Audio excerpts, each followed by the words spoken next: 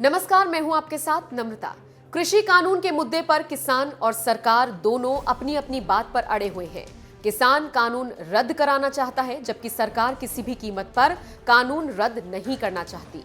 अब इसी वजह से 2 महीने से भी ज्यादा वक्त से राजधानी दिल्ली के बॉर्डर पर चल रहा किसानों का आंदोलन धीरे धीरे बढ़ता ही जा रहा है और जैसे जैसे आंदोलन बढ़ रहा है उसकी गूंज अब विश्व में सुनाई देने लगी है। यहां तक कि अमेरिका की मशहूर पॉप सिंगर और परफॉर्मर रिहाना भी किसान आंदोलन के बारे में आवाज उठाने लगी है। दरअसल गणतंत्र दिवस पर किसानों की ओर से निकाले गए ट्रैक्टर मार्च के दौरान दिल्ली में हुई हिंसा के बाद से ही दिल्ली पुलिस और सरकार सतर्क है। दिल्ली पुलिस ने किसानों को दिल्ली में घुसने से रोकने के लिए जहां सड़कों पर कील तक लगा दी है, तो वहीं सरकार ने भी आंदोलन कर रहे किसानों के टेंट तंबुओं से इंटरनेट कनेक्शन से लेकर बिजली पानी तक सब रोक दिया है।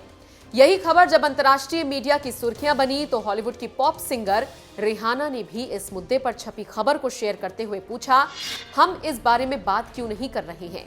सिर्फ इतना लिखते ही देखते उनका ये ट्वीट तेजी से वायरल हो गया। किसान आंदोलन से जुड़ा ट्वीट होने की वजह से भारत में भी इसे खूब सुर्खियां मिल रही हैं। यहां तो ट्विटर पर #रिहाना टॉप में ट्रेंड करता रहा।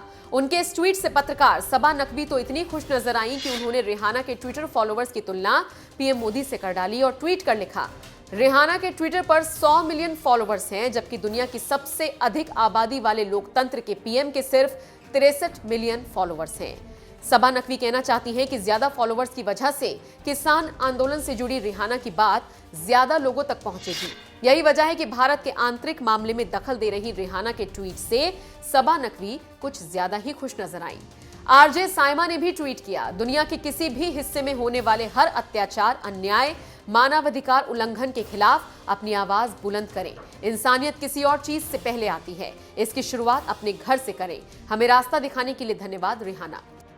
जबकि आईपीएस अरुण बोथरा ने रिहाना के एक ट्वीट पर बल्लियां उछाल रहे भारत के लोगों को लताड़ते हुए नसीहत दी, एक भारतीय होने के नाते आप सभी को हक है कि किसान आंदोलन का समर्थन या विरोध करें, लेकिन भारत के आंतरिक मामलों में किसी विदेशी के दखल पर खुश होना पूरी तरह से गलत है।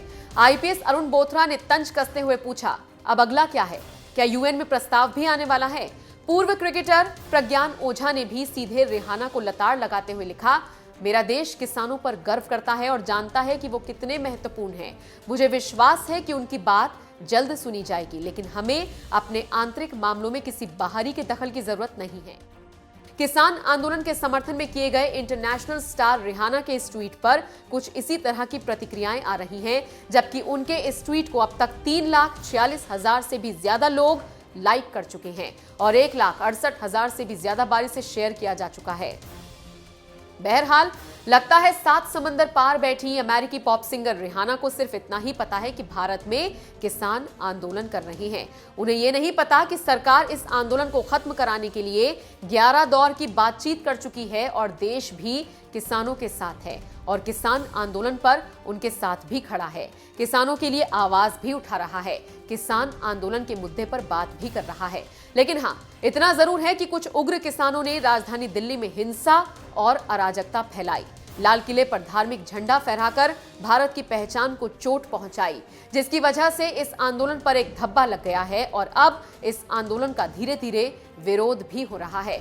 अगर इतना कुछ रिहाना को पता होता तो शायद वो भारत के आंतरिक मामलों में दखल देने की कोशिश नहीं करती। यही वजह है कि आईपीएस अफसर से लेकर क्रिकेटर तक ने रिहाना के साथ साथ उनके एक ट्वीट पर बल्लियां उछाल रहे भारतीयों को जमकर लताड़ा।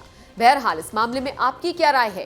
क्या भारत के आंतरिक मामलों में किसी बाहरी का दखल देना जायज है? अपनी राय कमेंट कर हमें जरूर बताएं।